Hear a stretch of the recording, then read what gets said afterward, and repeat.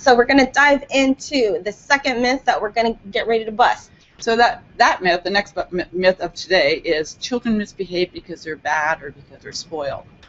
That is a myth. Kids misbehave because one of their basic needs are not being met. And some of those basic needs, and the most important one, according to Rudolf Dreikurs in his book Children the Challenge, is that, you know, from the get-go, the moment we're born, we're always searching for a way to belong within our family unit. And so we're constantly looking to where do we belong, you know, where we can contribute, where we feel valued and loved in a situation. So these are some of the basic needs that we all have as humans. You know, we are the only species in the planet that need more than food, water, and shelter to survive. As a human being, we have to have that sense of belonging, that sense of contribution, or we will self-destruct. So when your kids are misbehaving, so to speak, you know, I'd rather even take that word out of your vocabulary, because I think misbehavior equates to stress. Because as parents, when we're misbehaving, which means when we're yelling at our kids or our partners or maybe grabbing them a little too tight, we don't call it misbehavior, we call it stress. I'm so stressed out, I haven't taken care of myself all day long. So look at your kids' forms of misbehaviors too as stress. Somewhere they're not feeling like they belong, they're not feeling contributing, they don't feel loved or valuable. It does not mean they get away with hitting their brother or not putting away their toys, but you will approach it differently because you can see, oh, something's out of sorts here.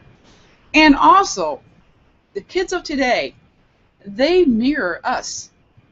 So if your kids are out of sorts and you're thinking, wow, what's going on here? Stop for a minute, go within yourself and say, what's going on for me right now that my kids are reflecting how I'm feeling? You may be surprised how all of a sudden you're like, God, you know what? I haven't eaten for a few hours. Or I haven't exercised, I haven't taken a shower in 2 days.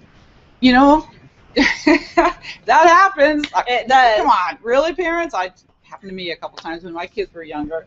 So, you know, and then when you can notice what's going on for you and you take care of yourself, there's a 99% chance your kids are going to settle down right with you.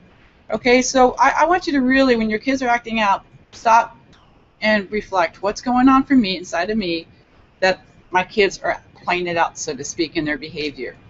Okay, and or where is my child not feeling like they're contributing or that they belong right now? And that way, and when you take the actual Joy of Parenting course, we'll go through those different types of behavior, so to speak, and how to change it up from being an unproductive behavior to a more productive behavior.